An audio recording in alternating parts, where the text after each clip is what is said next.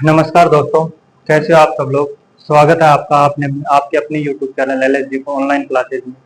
तो दोस्तों, हम पढ़ रहे थे क्लास 10 की प्रश्नावली 5.3। प्रश्नावली 5.3 के 10 सवाल तक कर लिए थे हमने दोस्तों, और आज हम करवाएंगे आपको 11वें सवाल से आगे।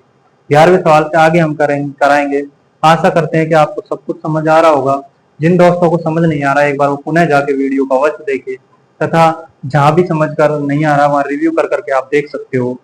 ठीक है दोस्तों, चलिए तो हम आज शुरू करते हैं प्रश्नावली 5.3 का सवाल नंबर 11। तो दोस्तों, ये क्लास चलाने का एकमात्र उद्देश्य आपको घर बैठे सुगम और अच्छी क्लास, एक अच्छा कंटेंट प्राप्त करने का हमारा एकमात्र उद्देश्य है। चलिए दोस्तों, तो बिना किसी देरी किए हम प्रश्नावली 5.3 के सवाल नंबर 11 को शुरुआत करते हैं। आइए दोस्तों, तो शुरू करते हैं प्रश्नावली 5.3 का सवाल नंबर 11। पिछले सवाल में आपने देखा था कि हमने an के हमें दे रखे थे, कुछ फॉर्मूले दे रखे थे, वहां से हमने प्रथम 3 पद निकाले। प्रथम 3 पद निकालने के बाद हमने 15 पदों का योग निकाला था, और दोनों सवाल अच्छे से समझ आए होंगे, और वो दोनों सवाल बहुत ही इंपॉर्टेंट सवाल हैं। अब चलते हैं हम 11वें सवाल की ओर। 11वां सवाल है हमारा, यदि किसी AP के प्रथम n पदों का योग। अब हमें क्या दे रखा है, यदि किसी AP के प्रथम n पदों का योग, और वो कितना दे रखा है हमें, प्रथम n पदों का योग हमें दे रखा है 4n माइनस n स्क्वायर। कितना दे रखा है दोस्तों, 4n माइनस के n स्क्वायर। ठीक है, और तो इसका प्रथम पद, तो इसका प्रथम पद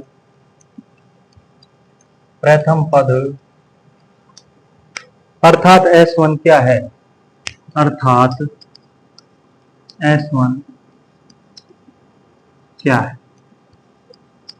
एक तो हमें ये निकालना है कि इसका S1 क्या है। उसके बाद हमें निकालना है प्रथम 2 पदों का योग क्या होगा। उसके बाद हमें निकालना है, क्या निकालना है, प्रथम 2 पदों का योग क्या होगा। इसके बाद हमें क्या निकालना है वो और देख लेते हैं। इसके बाद हमें निकालना है दूसरा पद क्या है। काफी लंबा पूरा सवाल है ये। दूसरा पद क्या है। इसके बाद हमें निकालना है, इसी प्रकार तीसरे 10वें और nवें पद ज्ञात कीजिए। इसी प्रकार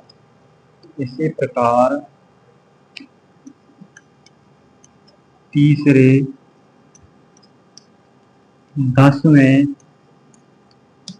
व nवें पद ज्ञात कीजिए। ये हमें निकालना है। ठीक है, आपने देख लिया होगा प्रश्नावली 5.3 का ये सवाल नंबर कौन सा है, अपना 11वां सवाल है। और 11वें सवाल के अंदर क्या पूछ रहा है कि यदि किसी AP के प्रथम n पदों का योग 4n माइनस n स्क्वायर है, तो इसका प्रथम पद अर्थात S1 क्या है, प्रथम 2 पदों का योग क्या होगा, दूसरा पद क्या है। इसी प्रकार हमें तीसरा पद, 10वें पद और nवें पद भी ज्ञात करने हैं कि हमें ये पद क्या क्या होंगे। चलिए तो हमें शुरुआत करते हैं। तो हमें सबसे पहले देखो सॉल्यूशन है कि हमें क्या दे रखा है, हमें एक AP के प्रथम n पदों का योग दे रखा है। अब हम इसे SN मान सकते हैं। क्या मान सकते हैं, ठीक है, इसे SN ले लेते हैं। ठीक है, तो हमें क्या दे रखा है, दिया है वो देख लेते हैं। सबसे पहले दिया है AP के प्रथम n पदों का योग, AP के प्रथम n पदों का योग। ठीक है, और वो हम क्या होता है, SN होता है। और SN बराबर हमें क्या दे रखा है, इन्होंने 4n माइनस का n स्क्वायर ऑलरेडी हमें बुक के अंदर दे रखा है। ठीक है दोस्तों, यहाँ तक मुझे नहीं लगता कि आपको कुछ भी समझ आएगा। अब देखो, जब हम पहला पद होता है कोई AP का, अब पहला पद को तो हम किसी के साथ जोड़ ही नहीं सकते। पहला पद तो पहला पद ही होता है। अब चाहे उसे जोड़ो चाहे कुछ भी, तो हम देखो सबसे पहले यहाँ रख देते हैं n बराबर 1। n बराबर 1 रख लेते हैं। तो n बराबर 1 रखने पर, जब n बराबर 1 रखेंगे तो बताओ ये कितना आ जाएगा, S1 बराबर आ जाएगा 4 माइनस 1 का स्क्वायर। तो ये अपना आ जाएगा 4, 4 में से 1 जाएंगे तो कितने आ जाएंगे, 3। तो S1 का मान कितना आ गया, S1 का मान अपना आ गया 3। और देखो दोस्तों, जो S1 होता है वही प्रथम पद होता है, तो अपना A1 का मान या A का मान भी क्या होगा, 3 ही होगा। क्योंकि प्रथम पद खुद क्या जुड़ेगा, प्रथम पद तो प्रथम पद ही होता है। क्योंकि प्रथम दो पदों का योग हो सकता है लेकिन प्रथम पद का कोई योग नहीं होता, प्रथम पद तो खुद ही प्रथम पद होता है। ठीक है दोस्तों, चलिए अब इससे आगे चलते हैं। हम n बराबर दो रखते हैं, इसमें क्या रखेंगे, अब n बराबर दो रखेंगे। ये हमारा पहले का आंसर हो गया, जिसमें हमें क्या पूछा था इन्होंने, प्रथम पद अर्थात क्या पूछा था हमें, S1 का मान पूछा था, वो हमने आपके सामने निकाल दिया है। ठीक है, आप इसे हाईलाइट कर सकते हो, तो यहाँ से मैं हाईलाइट कर देता हूँ इसे, तो मैं अलग कलर से हाईलाइट कर देता हूँ, तो ये अलग कलर से हाईलाइट कर दिया, ये हमारा पहला आंसर है। ठीक है दोस्तों, दूसरा हम देखते हैं, दूसरा हम निकालते हैं n बराबर दो रख के, तो n बराबर दो पद दो रखेंगे, तो n बराबर दो रखने पर यहाँ पे प्रथम दो पदों का योग आएगा हमारे पास। ठीक है, तो दो रख देते हैं, तो ये आ जाएगा h2 बराबर कितना आ जाएगा, 4 मल्टीप्लाई बाई 2 माइनस 2 का स्क्वायर, तो h2 का मान कितना आ जाएगा, 4 दूनी 8, 8 में 4 जाएंगे, कितना आ जाएगा 4। तो हमारे प्रथम दो पदों का योग क्या होगा, तो वो हमें पूछा था, तो ये हमारा दूसरा आंसर हो गया इसका। ठीक है, तो दूसरा आंसर हो गया h2 बराबर कितना आ गया, 4 हो गया। ठीक है, अब ये पूछ रहा है कि दूसरा पद क्या है, ये हमसे पूछ रहा है अगले सवाल के अंदर। तो देखो, जब हम यहाँ से देखते हैं, तो देखिए दोस्तों, दूसरा पद निकालने के लिए हमें क्या करना पड़ेगा वो हम देख लेते हैं। तो देखो, प्रथम पद हमारा कितना आया है, प्रथम पद अर्थात S1 का मान कितना आ गया हमारा, 3 आ गया। दूसरा पद अर्थात S2 का मान कितना आ गया, 4। दूसरा पद नहीं है, ये दो पदों का योग है, पहले का और दूसरे का। अब अगर हम दूसरे दोनों पदों के योग में से अगर पहला पद घटा दे, तो जो आंसर आएगा वो हमारा दूसरा पद आएगा कि नहीं आएगा, तो हम क्या लिख देंगे, दूसरा पद। दूसरा पद हम निकालने के लिए क्या करेंगे कि हम दोनों पदों का योग है, अगर अर्थात हमें क्या निकालना है, A2 निकालना है। A2 निकालने के लिए हम दोनों पदों को योग में से अगर हम प्रथम पद घटा दें A, तो हमारे A2 का मान आ जाएगा। ठीक है, तो देखो दोनों पदों का योग कितना था अपना 4, और उसमें से पहला पद कितना है 3, तो बताओ A2 का मान कितना आ गया अपना, A2 बराबर 1 आएगा कि नहीं आएगा, देख लो दोस्तों। ठीक है, आ गया होगा आपकी समझ। ठीक है, क्योंकि दो पदों का योग कितना दे रखा था अपने को, दो पदों का योग दे रखा था 4। अब 4 में से अगर प्रथम पद हमारा कितना आया 3, तो 4 में से 3 को अगर प्रथम पद को हम हटा देंगे, तो दोनों पदों का योग कितना आ जाए, दोनों दूसरा पद कितना आ जाएगा हमारा, तो A2 का मान कितना आ गया अपना, 1 आ गया। ठीक है दोस्तों, अब हमारे पास देखो क्या लिख सकते हैं हम, इसी प्रकार हमें तीसरे, 10वें और 9वें पद ज्ञात करने हैं, तो हम इससे आगे देखते हैं। ठीक है, तीसरा 10, तो हम तीसरा पद क्या है अपना, A3। तीसरा पद क्या निकालना है हमें, तीसरा पद निकालना है A3। A3 निकालने से पहले देखो हम क्या कर लेते हैं, A3 बराबर क्या होगा, A प्लस 2D होगा, नहीं होगा दोस्तों, A प्लस 2D होगा। तो A प्लस 2D होगा, तो देखो A का मान कितना है अपने पास, 3 आया है, और हमारे A2 का मान कितना आ गया, हमारे पास A2 का मान कितना है, 1 आया है। अब D का मान जब हम निकाले तो क्या करेंगे, A2 में 3 को घटा देते हैं, तो कितना आ जाएगा, -2 आ जाएगा। ठीक, अब चाहे A3 का मान निकालो, चाहे A9 का मान निकालो, चाहे A10 का मान निकालो, तो इसके अंदर रख देते हैं। तो A3 का मान कितना आ जाएगा अपना, A का मान कितना है 3 प्लस 2, और ये कितने हो गए -2, तो ये कितना आ जाएगा, -1, 2 दूनी 4, 4 में 3 जाएंगे, तो A3 का मान कितना आ गया अपना, -1। तो यहाँ से A3 का मान लिख देते हैं हम, -1। एक आंसर हमारा ये आ गया। ठीक है दोस्तों, आ गया समझ A3 का मान। अब इसी प्रकार हम किसका मान निकाल लेते हैं, इसी प्रकार हम किसका नाम मान निकाल लेते हैं, A10 का मान निकाल लेते हैं। तो चलिए A10 का मान निकाल लेते हैं। देखिए और पूछ क्या रहा है सवाल के अंदर, सवाल के अंदर दूसरा पद निकाल लिया, तीसरा पद 10वें और 9वें पद और निकालने हैं, तो 10वां पद निकाल लेते हैं A10। तो A10 कितना आ जाएगा अपना, चलिए दोस्तों, तो यहाँ से A10 निकाल लेते हैं। तो A10 बराबर कितना आता है बताओ, A प्लस 9D होगा नहीं होगा, तो देखो A का मान कितना है अपने पास, A का मान 3 है, 9 D का मान कितना है अपने पास, D का मान -2 है, तो यह आ जाएगा 3 और -2, 9 दूनी 18, 3 माइनस के 18, तो कितना आ गया, A10 का मान कितना आ जाएगा अपना, -15 आ जाएगा। ठीक है, एक आंसर अपना ये हो गया। A10 का मान निकाल लिया, अब हमें निकालना है AN का मान, AN का मान कितना होगा। ठीक है, तो यहाँ से आगे AN निकाल लेते हैं। तो AN बराबर क्या होता है, AN बराबर A plus N minus 1 into D, तो ये सारे मान रख देंगे। तो AN बराबर A का मान कितना है 3 प्लस N माइनस 1, D का मान कितना आ जाएगा, -2। जब इसको मल्टीप्लाई करेंगे 3 माइनस के 2N और प्लस के 2, तो AN बराबर कितना आ जाएगा अपना, 3 2 कितने हो गए 5 माइनस के 2N, ये हमारा किसका मान आ गया, ये हमारा AN का मान। ठीक है दोस्तों, तो जैसा जैसा क्वेश्चन पूछता गया वैसे वैसे हम बताते गए, और ये हमारे सारे आंसर आ गए। ठीक है दोस्तों, एक बार दोबारा समझ सकते हो आप कि यदि किसी व्यक्ति के प्रथम n पदों का योग 4n माइनस n स्क्वायर है, तो इसका प्रथम पद अर्थात S1 हमने निकाल लिया। इसके बाद प्रथम दो पदों का योग क्या होगा, दूसरा पद क्या है, इसी प्रकार तीसरे, 10वें और n पद ज्ञात करने थे हमें। तो दे रखा था एपी के प्रथम n पदों का योग Sn बराबर 4n माइनस स्क्वायर, n बराबर 1 रखेंगे, वही हमारा प्रथम पद अर्थात S1 आएगा। दूसरा हमें n बराबर 2 रखे, दोनों पदों का योग आएगा, तो दोनों पदों को यह कितना आ गया, 4 आ गया।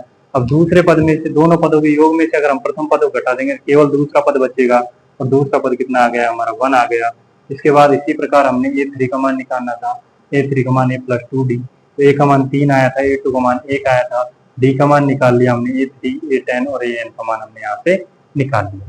ठीक है दोस्तों, आशा करते हैं कि आपकी समझ आ गया होगा। उतार लो इसको।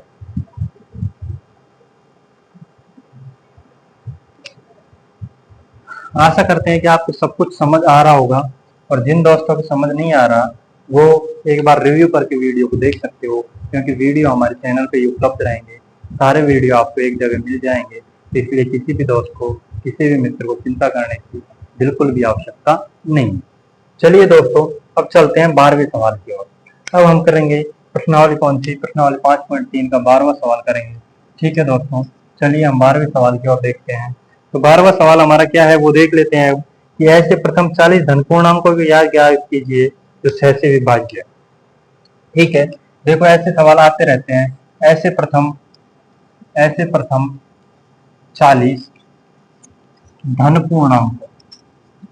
धन पूर्णांकों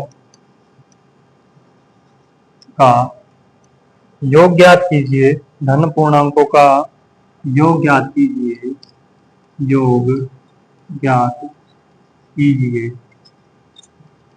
जो 6 से विभाज्य है, 6 से विभाज्य।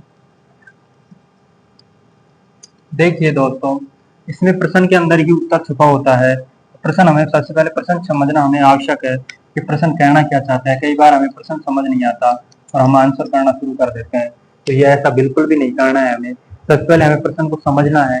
प्रश्न को, क्योंकि हमें वहाँ एग्जाम में काफी समय लगता है, मिलता है 3.25 घंटे मिलते हैं। ठीक है दोस्तों, तो देखो ऐसे प्रथम 40 धन पूर्णांक, हम n का मान मतलब n बराबर 40 लेना है, 40 पूर्णांकों को याद करना है जो 6 से क्या हो विभाज्य। सबसे पहले हमें एपी बनानी पड़ेगी। ठीक है, क्या करना पड़ेगा, हमें एपी बनानी पड़ेगी। और एपी देखो 6 से विभाज्य, तो सबसे पहले देखो 6 के भाग किसमें जाता है, 6 में जाता है, उसके बाद किसमें जाता है 12 में, उसके बाद किसमें जाता है 18। इस प्रकार की हमें क्या करनी है, एक एपी बनानी है। ठीक है, जिसका जो 6 से विभाज्य। ठीक है, अब हम यहाँ से, हमारे पास सब कुछ है। देखो हमारे पास सब कुछ क्या क्या है, ए का मान हम यहाँ से निकालेंगे 6 आएगा, डी का मान निकालेंगे तो 12 में कितने जाएंगे 6, अगले पद में पिछला पद घटाएंगे तो आंसर कितने आ जाएंगे 6। और n का मान हमारे पास कितना है, n बराबर कितने धन पूर्णांकों का निकालना है 40 का, तो n बराबर कितने आ गए अपने पास 40 आ गए। ठीक है, अब अपने पास फॉर्मूला होता है, वो क्या होता है, Sn बराबर क्या होता है n/2, तो ये होता है 2a plus n minus 1 into कितना आ गया t। सब कुछ अपने पास उपलब्ध है, तो इसके अंदर केवल रखेंगे s बराबर कितने पूर्णांकों का निकालना है 40, n का मान कितना आ जाएगा 40/2, 2a का मान कितना आएगा अपना 6, प्लस ये कितना आ जाएगा 40 माइनस 1, और डी का मान कितना आ जाएगा अपना 6। यहाँ से जब हम करते हैं तो देखो 200 इसको काटेंगे तो कितनी बार कटेगा 20 बार, तो ये आ जाएगा अपना S40 बराबर कितना आ जाएगा 20, 6 को 2 से गुणा करेंगे तो 12, और 40 में से एक गया कितना बचा 39, और 39 को किससे गुणा करेंगे 6 से गुणा करेंगे। ठीक है दोस्तों, तो यहाँ से जब हम चलते हैं तो 9 6 54 का 4 हासिल की 5, 6 18, 18 5 कितने हो गए 23, प्लस कितने हो गए 12, तो ये कितने आ गए अपने पास 20 आ गए। ठीक है, 20 से इसको मल्टीप्लाई करेंगे तो देखो 4 और 2 कितने हो गए 6, 3 और 1 कितने हो गए 4, और ये 2 का 2, 246, और इसे गुणा करेंगे किससे हम 20 से। जब 246 को दोस्तों जब 20 से गुणा करते हैं हम, तो ये हमारा आंसर आ जाएगा 4920। तो बताओ कितना आ जाएगा 4920। तो हम क्या लिख देंगे Sn, तो यहाँ लिखेंगे Sn S40 बराबर 4920। ठीक है दोस्तों, तो हम क्या कह सकते हैं, हम अतः हम लिख देंगे अतः क्या लिखेंगे हम, अतः 6 से विभाज्य, अतः 6 से विभाज्य 40 धन पूर्णांकों का योग, 40 धन पूर्णांकों का योग, पूर्णांकों का योग कितना आएगा 4920 है। ठीक है, ये हमारा आंसर आ गया। देखो ऐसे सवाल इंपॉर्टेंट सवाल होते हैं कि ऐसे सवालों में क्या दे रखा है, आप ऐसे कुछ समकालीन धन पूर्णांकों का योग ज्ञात कीजिए जो 6 से विभाज्य हो। तो यहाँ पे देखो 6 12 आना चाहिए। अब 40, चाहे 6 से पूछे, चाहे 4 से पूछे, चाहे 5 से पूछे। 5 से पूछेगा 5 का पहाड़ा लिख देंगे, 6 से पूछेगा 6 का पहाड़ा लिख देंगे, 10 से पूछेगा 10 का लिख देंगे, 12 से पूछेगा 12 का। तो जितने से पूछेगा उतने का हमें लिख देंगे। अब 6 से पूछा है तो 6 12 18। ठीक है, अब n बराबर कितने पूर्णांक होता है। अब देखो a का मान कितना आ गया 6, d का मान 12 में 6 गए, अगले पद में चलो पद घटाना होता है, 12 में 6 गए तो 6 आ गए, n बराबर 40। फॉर्मूला होता है अपने पास Sn बराबर n/2 2a + n-1 × d। तो इसके अंदर हमने रख दिया। मान रखने के बाद हमने जैसे सॉल्यूशन किया तो सॉल्यूशन करने पे हमारे 44 पदों का योग कितना आ गया 4920। अतः हम क्या लिख सकते हैं कि आता है 6 से विभाज्य 40 धन पूर्णांक का योग कितना होगा 4920 होगा। ठीक है दोस्तों, आशा करते हैं कि आपको बखूबी समझ आ रहा होगा। और जिन दोस्तों को समझ नहीं आ रहा वो दोस्त पिछले प्लेलिस्ट में देखे, एक बार पिछले वीडियो जरूर देखे। अगर आप पिछले वीडियो देखेंगे तो आपको जरूर समझ आएगा। जो दोस्त नहीं आए हैं उन्हें यहाँ से कुछ भी समझ नहीं आएगा, क्योंकि पीछे हमने बहुत कुछ करवा चुके हैं। लगभग ये प्रश्नावली अंतिम होने के कगार पे है। इसमें आपको प्रत्येक दिन एक वीडियो मिलेगा, प्रत्येक दिन एक वीडियो मिलेगा गणित का, जिसको आप देखना है। लगभग 30 मिनट का वीडियो होगा, उसको देखने के बाद आप सवाल करने हैं। ठीक है दोस्तों, चलिए तो आगे चलते हैं, हम आगे करते हैं हम 13वां सवाल। ठीक है दोस्तों, तो 13वें सवाल की ओर चलते हैं। ये प्रश्नावली लगभग खत्म होने के कगार पे है। लगभग 1-2 क्लास में और हम इसे खत्म कर देंगे लगभग, तो उसके बाद हम नया चैप्टर चालू करेंगे। तो 13वां सवाल देखिए, 8 के प्रथम 15 गुणजों का योग ज्ञात कीजिए। अब सवाल वही है, अब केवल हमने क्या चेंज कर दिया, केवल हम इन्होंने चेंज किया है 8 के। अब की बार पहले कितना था 6 था, अब की बार कितना है 8। पहले कितने का करवाया था 40 का, अब कितने करवा दिया 15 का। 8 के प्रथम 15 गुणजों का योग ज्ञात कीजिए। अब देखो हमें केवल क्या करना है, अब की बार 15 गुणजों का योग ज्ञात करना है। पहले हमने 6 का किया था, अब 8 का करना है, और वहां पे 40 का किया था, यहाँ पे कितने का नहीं करना है 15 का करना है। ठीक, तो वही है। सबसे पहले हमें क्या बनानी पड़ेगी, एपी बनानी पड़ेगी। ठीक है, तो एपी देखो 8 का फायदा आपको जाता है 8 दूनी 16, 8 3 24। ठीक है, ये एक एपी बन गई अपनी। ओके, अब यहाँ एपी में देखो प्रथम पद हम निकालेंगे। प्रथम पद ए बराबर कितना आ गया हमारा 8। डी का मान निकालेंगे तो 16 में से कितने जाएंगे 8, और बराबर कितना आ जाएगा 8 आ जाएगा। यहाँ तक मुझे नहीं लगता कि कोई समस्या है। और एन बराबर कितने पदों का निकालना है अपने 15 पदों का, तो 15 पद आ गए एन बराबर। अब एन बराबर चाहे 20 का निकलवा, चाहे 50 का निकलवा, चाहे 100 का निकलवा। ठीक है, तो हमें चिंता लेने की बिल्कुल भी आवश्यकता नहीं है। तो हमारे पास फॉर्मूला होता है एस एन बराबर कितना होता है n/2, ये होता है 2a + n-1 × d। केवल फॉर्मूले के अंदर हमें वैल्यू पुट करनी है। तो एस कितने का निकालना है 15, ये आ जाएगा 15/2। अब देखो 2a का मान कितना है अपने पास, a का मान कितना है 8 प्लस, अब देखो 15 में से कितना जाएगा 1 जाएगा, और d का मान कितना है अपने पास 8। यहाँ तक किसी मित्र को समस्या नहीं होगी, क्योंकि अब तक हम करते आ रहे हैं वही किया है हमने, कोई एक्स्ट्रा नहीं किया है। तो 15/2, अब देखो 8 दूनी कितने हो गए 16, और 15 में से 1 जाएंगे 14, और 14 गुणा करेंगे किससे 8। ठीक है, तो देखो 14 को 8 से गुणा कर लेते हैं, तो 8 चौक 32, 32 का 2 हासिल की 3, 8 एकम 8, 8 और 3 कितने हो 11, प्लस कितने हुए 16, और इन दोनों को गुणा करना है हमें 15/2 से। किससे करना है 15/2 से गुणा करना है। ठीक है, जब हम 16 और इसको जोड़ते हैं तो कितना आ जाएगा 128। तो ये हो गया 15 गुणा 128, और बटे नीचे कितना आ जाएगा अपना 2 आ जाएगा। 2 से इसे काटेंगे तो कितनी बार कटेगा 64 बार कटेगा। ठीक है, तो आगे सोल्व करते हैं। देखो 15 चौका 60, 60 की 0 हासिल की 6, 15 6 की 90, 90 और 6 कितने हो गए 96। आंसर कितना आ जाएगा अपना 960 आंसर आ जाएगा। कितना आ जाएगा दोस्तों 960 आंसर आ जाएगा। तो हम क्या लिखेंगे यहाँ पे, हम लिखेंगे S15 का मान कितना आ गया हमारा, S15 बराबर कितना आ गया 960 आ गया हमारा। ठीक है, अब क्या लिखेंगे हम, अतः 8 के प्रथम 15 गुणजों का योग 960 है। ये हमारा सवाल होगा, आपको बहुत ही इजी सवाल लगा होगा।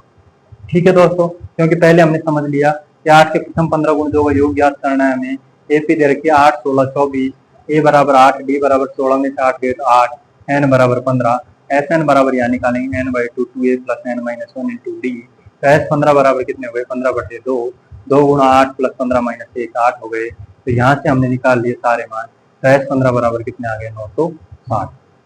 ठीक है दोस्तों, ऐसे सवाल बहुत ही इंपॉर्टेंट सवाल होते हैं, एग्जाम में ऐसे सवालों पे नजर होती है, क्योंकि यहाँ पे डायरेक्ट एपी हमें पहले बनानी पड़ती है, पहले हमें एपी बनानी पड़ती है और हमें एपी बनाने के बाद में आगे कार्य करना होता है। ठीक है, इसमें सब कुछ हमें करना होता है, वो तो केवल प्रश्न लिख देते हैं, प्रश्न के बाद जो भी कुछ करना होता है वो हमें करना होता है।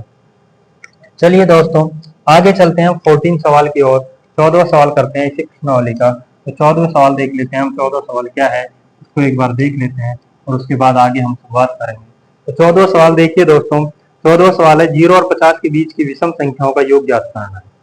यहाँ तक 0 और 50 के बीच की निकालना है। कितनी निकालना है, 0 और 50 के बीच, 0 और 50 के बीच की विषम संख्याओं का योग ज्ञात कीजिए। बीच की विषम संख्याओं का योग ज्ञात। ऐसे सवाल हमेशा एग्जाम में टकराते रहते हैं, ये यहाँ नहीं टकराते तो कोई बात नहीं है, लेकिन कंपटीशन में जरूर टकराते हैं ऐसे सवाल, और ये कंपटीशन के पर्पज से भी बहुत इंपॉर्टेंट है ये। ठीक है दोस्तों, चलिए तो ऐसे बता दें, कंपटीशन में क्या करते हैं, डायरेक्ट फॉर्मूला लिखवा देते हैं और फॉर्मूले से करवा देते हैं, लेकिन हमारे यहाँ फॉर्मूला से पार नहीं पड़ेगा। हमारे तो यहाँ उसको प्रॉपर तरीके से जो जवाब होता है वो लिखना होता है, क्योंकि हमारा तो रिटर्न होता है, तो हमें तो नंबर तभी मिलेंगे जब हमें सही तरीके से लिखेंगे। ठीक है दोस्तों, तो यहाँ से हमें वापस एपी बनानी पड़ेगी। तो एपी बनानी पड़ेगी हमें, तो कितना, 0 से और 50 के बीच की विषम संख्याएं लेनी है। केवल क्या लेनी है हमें, विषम संख्याएं। तो देखो, सबसे पहले विषम संख्याएं क्या लिख सकते हैं हम, विषम संख्याएं वे संख्याएं होती हैं जिनके अंदर 2 का पूरा पूरा भाग नहीं जाता है। ये हमारे बच्चों वाली परिभाषा है, जो बच्चे हम तीसरी, चौथी, 5वीं क्लास में थे तब पढ़ते थे। ऐसी संख्याएं जिन संख्याओं के अंदर 2 का पूरा पूरा भाग नहीं जाता है, वो संख्या विषम संख्याएं कहलाती है। लेकिन अब हम इसमें थोड़ा मॉडिफाई करेंगे, थोड़ा मॉडिफाई ये करेंगे कि जिन संख्याओं में इकाई का अंक 1, 3, 5, 7, 9 इनमें से कोई हो, वो संख्याएं विषम संख्याएं कहलाती है।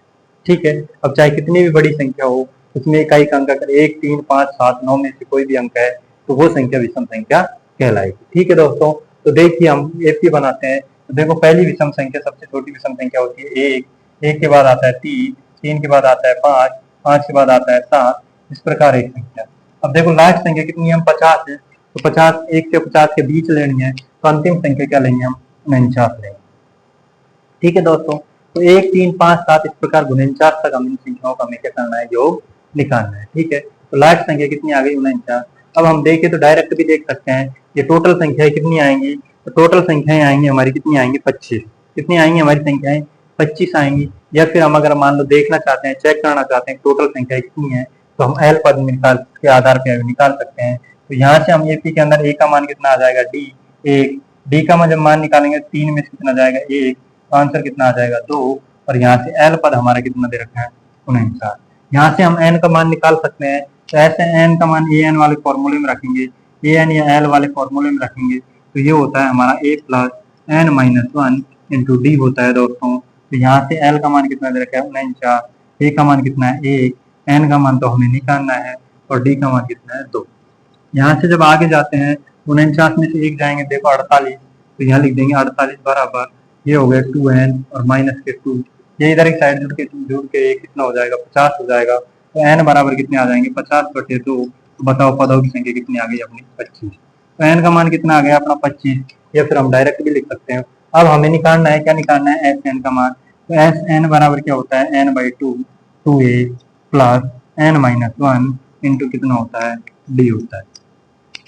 यहाँ से हम जब मान निकालते हैं तो ये अपना क्या हो जाएगा, एस एन का मान मतलब कितना है, एस एन का मतलब कितना हो गया, एस 25 बराबर कितने हो गए, 25/2, ये हो गया 2, ए का मान 1 प्लस ये कितना हो गया 25 माइनस 1, और डी का मान कितना है अपना 2। यहाँ से जब मैं मान रखता हूँ, यहाँ से मान रखने के बाद जब सॉल्यूशन करते हैं तो यहाँ पे आ जाएगा 25/2। देखो 2 को 1 से गुणा करेंगे तो कितना आ जाएगा, 2 आ जाएगा। 25 में से 1 गया तो 24, और 24 को 2 से गुणा करते हैं तो कितना आता है, 48। 48 और 2 कितने हो गए, 50। 50 में जब 2 का भाग दे देंगे, 25/2 गुणा कितना हो गया 25, तो ये हो गया 2 से ये हो गया 50, 50 2 से कटेगा तो 25, और 25 को 25 से गुणा करते हैं तो कितना आता है 625। अतः हम क्या कह सकते हैं कि हम कह सकते हैं कि S25 बराबर कितना आ गया अपना, S25 बराबर कितना आ गया 625 आ गया। ठीक है दोस्तों, अब हम क्या लिख देंगे, हम इसमें लिख देंगे अतः 0 और 50 के बीच विषम संख्याओं का 0 और 50 के बीच विषम संख्याओं का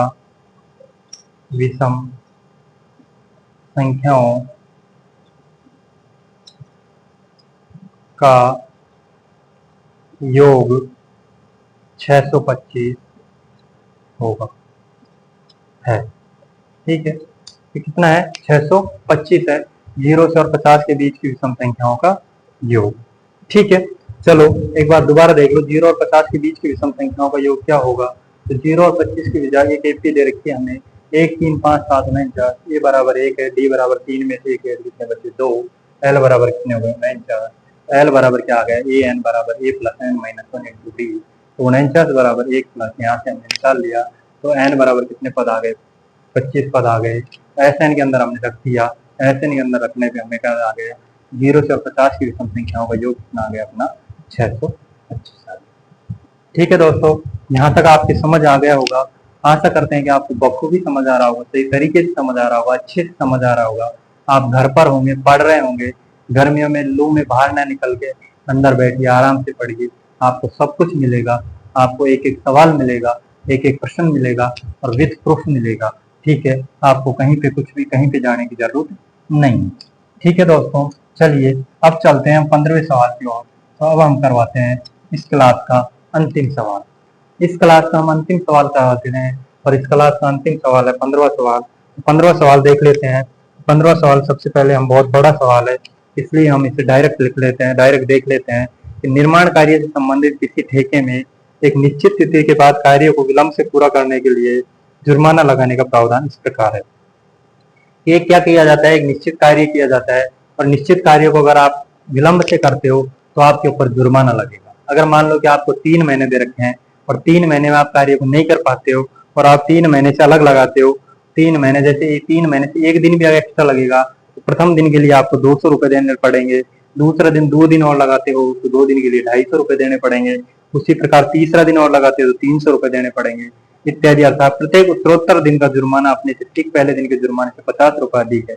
अर्थात प्रत्येक दिन जैसे जैसे एक्स्ट्रा दिन आप बढ़ाते जाओगे तो 50 रुपए आपके एक्स्ट्रा बढ़ते जाएंगे। ठीक है, चलिए एक ठेकेदार को जुर्माने के रूप में कितनी राशि अदा करनी पड़ेगी यदि वह इस कार्य को 30 दिन का विलंब कर देता है।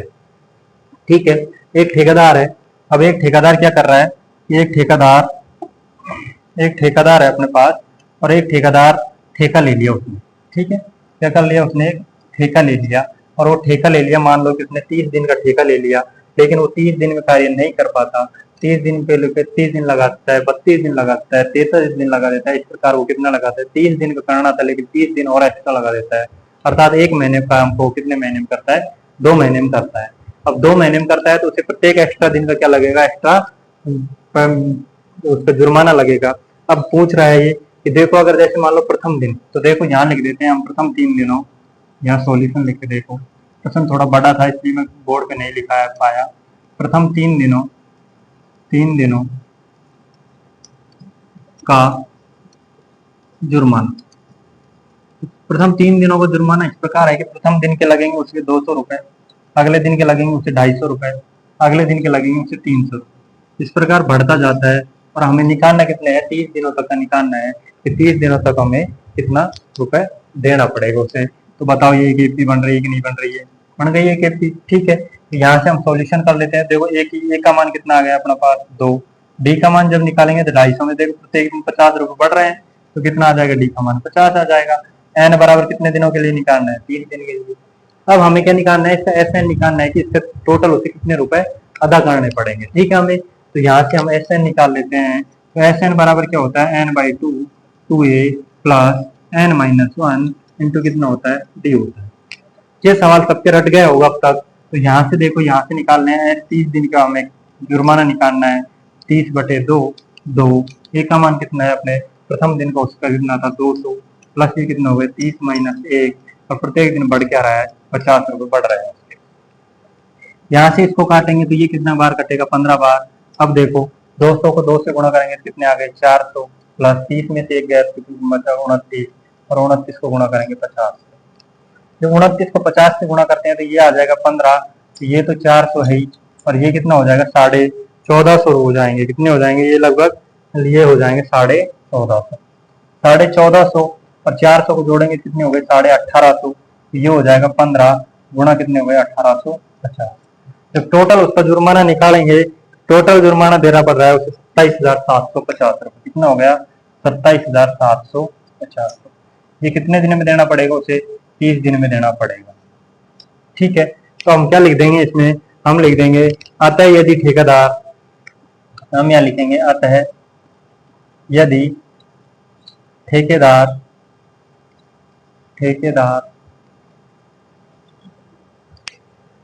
कार्य को 30 दिन विलंब करता है